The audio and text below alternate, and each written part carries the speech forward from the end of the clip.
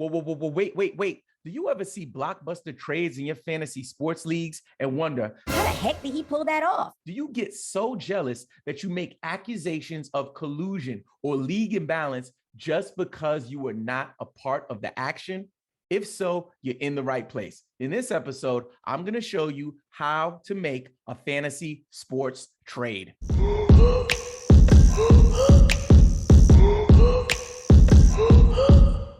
Welcome to Game Pick Fantasy. I am your host, Robin Marks. You can connect with me on Instagram, Twitter, and TikTok at Game Pick Podcast. If it's your first time here and you love fantasy sports, please consider subscribing on all platforms. Okay, so how to make a fantasy trade. I want to start by just saying this is not just for basketball. This can work for all sports. This can work for fantasy baseball. This can work for fantasy football, right on down the line. So don't feel like this is just for NBA fantasy. This could work across all sports. So the first thing you want to do when you're thinking about making a trade is identifying your needs. So too often people make trades just to be making trades. And I get it. Trading in fantasy sports is the best part. It's honestly the best part of the game.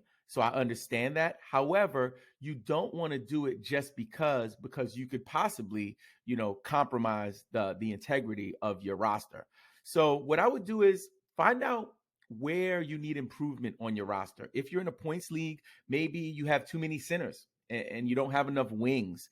And maybe, if you're in a categories league, you're getting hammered in rebounds in the rebounding category every week, and you're crushing your opponents in scoring. Maybe you need to kind of balance that out a little bit. So take a look at your roster and figure out where the needs are before you go sending any offers out. The next thing you want to do is really take a look at what are you willing to pay. When I go to buy sports cards, for example. So for me, I'm a sports card collector, hobbyist, investor, trader. I love sports cards. But when I go to buy sports cards, I know how much I want to pay for that particular sports card. So I won't go into an auction bidding for a Joe Burrow rookie card or a Ja Morant rookie card, knowing that I wanted to spend, say, $100. And once it gets to $150, $175, I'm still bidding. I know when to put my cards down and say, you know what, I'm out, And I think that far too often in trades, because in fantasy you want certain players, so I get it. People just offer the entire farm sometimes, and I think for fantasy owners, it's important for us to set those boundaries before we get into negotiations. So you know what your budget is, you know how much you're willing to spend, just like we do with sports cards, just like we do when we're going to buy a new vehicle, whatever it is, a house. You want to know how much your budget is. The next thing you want to do is focus on who do you want to target. You don't just want to start making trades based on the names. Like, okay, I want Giannis, I want Jokic. No. Take a look carefully at each of your opponent's roster. Look at everyone in the league. Look at the top people, look at the bottom people who won't be willing to make a trade, and some people who trade frequently. Analyze their roster and figure out who on their team would be a good fit for you, but also maybe someone on their team that doesn't work for their roster. Suppose they have 3 or 4 centers, and they have like Jokic, and they also have DeAndre Ayton, and then they also have Rashawn Holmes. They have a bunch of quality centers, but they're lacking in the guard area. You know what I mean? Maybe they need more guards. What I would do is encourage you to look at that team and say, hey, maybe I could grab that center off of him if I offer him a guard. But you have to analyze their rosters to do that. So what I would recommend is take a deep dive and get a pen and paper and jot down the players you want to target. Now that you've done your research, you've identified what you need and also some of the teams that have the players that you're interested in, what I want you to do now is send fair but low offers and DM simultaneously. Now, what do I mean? What you want to do is don't offer the entire farm at first. If you know the most you're willing to pay is Joel Embiid for the Joker, for example, what I would do is I would not send Joel Embiid first. I would send two lower tier players. I would send like Tyrese Maxey and maybe a Jordan Poole, a 2-for-1 for the Joker. You know he's not going to accept that offer. We know he's not going to accept that offer. The Joker's a top player in fantasy. However, it's just to open the conversation. So never show all of your cards on the first interaction. The first trade offer you send to that particular owner is your initial introduction to negotiations. Now, why I recommend sending a DM simultaneously is because that's how you actually start the conversation. Once they respond, you got them. They're on the hook. It's like in a hostage negotiation, right? They always say, keep them talking, keep them on the phone. It's super important that you get some kind of interaction. Now, I would say if you have an owner who rejects your offer, if they reject your offer, that's good. That's actually good because that's a form of communication. So even if they don't respond to your DMs, but if they're like rejecting your trades, then that's a form of communication, and you still have them on the hook because they saw it and they took action to say, I'm negotiating. I don't want that offer. If they don't counter, and that's neither here nor there. But if they decline the trade, that is good news. Ninja trick: send them a text. Many of us are in leagues with our friends, coworkers. Some of us don't take the fantasy relationship beyond the ESPN's, Yahoo's, Sleeper platforms. I would strongly encourage you to text your league mates when you're offering trades. It's very important. If they decline the trade or they're in communication with you via text or DM, now you got them on the hook, but you want to make sure you're saying the right thing. So what I would recommend is encourage counters and identify your trade partner's interests or needs. It's as simple as this. Ask them what they want. What I typically say is, if you could pick any player on my roster, who would you want and why? And let them kind of have the conversation. It might be a player you're not willing to move, but you want to make sure that you actually start that conversation. If in fact they say the name of a player, like let's say back to our Joel Embiid example, if you know you're willing to move Joel Embiid and they mention him, I would kind of play hard to get. If the player you are interested in is someone like the Joker, I would say, yeah, I couldn't give you Embiid. I wouldn't even give you Embiid for the Joker. So now you're bluffing a little bit.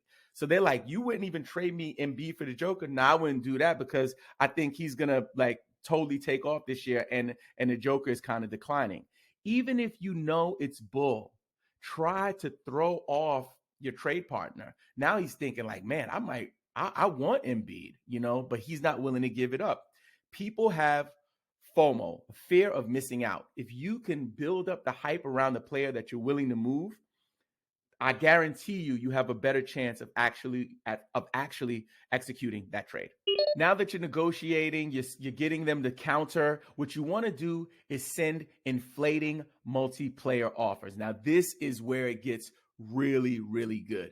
This is something that I don't see enough fantasy managers doing. They often send like a 1-for-1 trade, a 2-for-2 trade, a 3-for-3 trade, which is fine. What I'm going to recommend is you send inflating offers. So start with a 2-for-1. If he declines and doesn't counter, send him a 3-for-1. Whoa, that looks like a lot. And then if he declines that, send him a 4-for-2 and so on. And what you're going to do is, while you're sending those offers, if in fact you get stuck at, let's say you go as high as like a 5-for-3, which is a little crazy. I wouldn't recommend trading more than 3 players at a time. But if you did have a big blockbuster trade like that, I would recommend just kind of moving the players out and then cycling back at the beginning. So if you started with the 2-for-1 and moved all the way up to like a 5-for-3, then start over at another 2-for-1 and just change the complementary players. Once you start sending those inflating multiplayer offers, don't stop. Keep them on the phone. Don't stop sending them messages. Don't stop sending them texts. People might go dark for 30 minutes. Send them a question mark. Keep nudging them. Keep making offers until he or she accepts a deal or they say they don't want a deal. If in fact you keep doing that, I promise you that you will get an answer, but you got to just be real. Hey, do you guys want to do a deal? Do you want to make this trade today or not?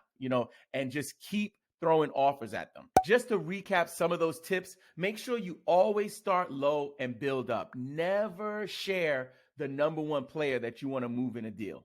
Also, those big players that you're willing to move that are in your budget, save them for the end. So if you could send a few 2-for-1s, a few 3-for-1s to see if you could get some value and get the player you want for a cheaper price, do that first and then bring out the big guns later on. And like I said, just like a hostage negotiation, keep them talking, keep them on the phone. And remember, getting a rejection or a decline trade is actually a form of communication, and you still got them on the hook.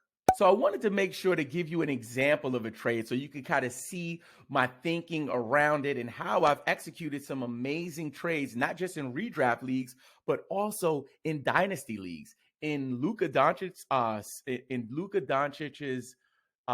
rookie year, I believe. In his rookie year, I saw the potential and I threw a 2-for-1 that included DeMar DeRozan and another substantial player, someone like Porzingis. And at the time, it seemed like an amazing deal. The next year, Luka Doncic went completely nuclear and became the player he is today. With that said, these strategies will work in your dynasty leagues. They will work in your redraft leagues. And again, they'll also work in other sports. So here's the example. Suppose I want to move one of my bigs. I have Embiid and I have another strong big, but I want to go ahead and get some three-point shooting, some assists, and also some defensive wing play. So I'm looking at a 2-for-1. I want Ingram and Garland. At the time of recording this, Garland and Ingram are super valuable, and I think this is a pretty fair trade. So consider this being us further down in the negotiations. I've already sent them something like DeMar DeRozan for Garland and Ingram, and they didn't accept. And now I'm offering some of my big guns. So this is how we do those inflating multiplayer deals. So once I send Embiid for Garland and Ingram, they decline. They say, you know what? That's not fair. Embiid is a health risk. He's going to get injured. I don't want any part of that. So what I do is I'm going to throw them a 2-for-2. I'm going to throw in a throwaway, someone like Dan Gafford. He's not a valuable player, but sometimes people might see him having a hot streak and say, hey, that might be interesting.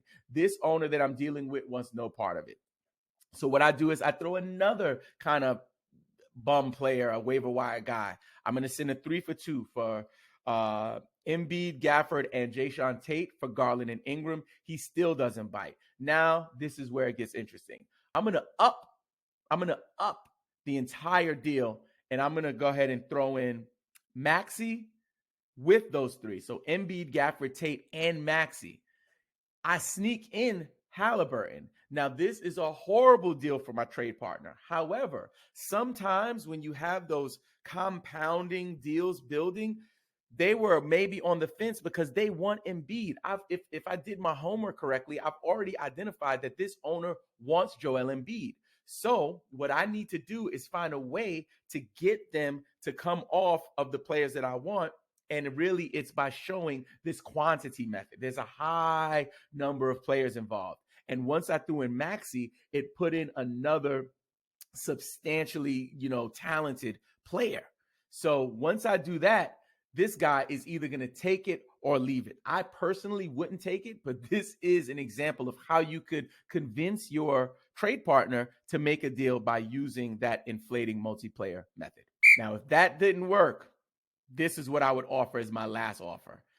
He didn't want it, so I went ahead and added a Mo Bamba. So now you can see I have three kind of waiver wire level players, which is Gafford, Tate, and Mo Bamba, and then two legitimate players. These three players, Gafford, Tate, and Bamba, I would be okay with dropping them.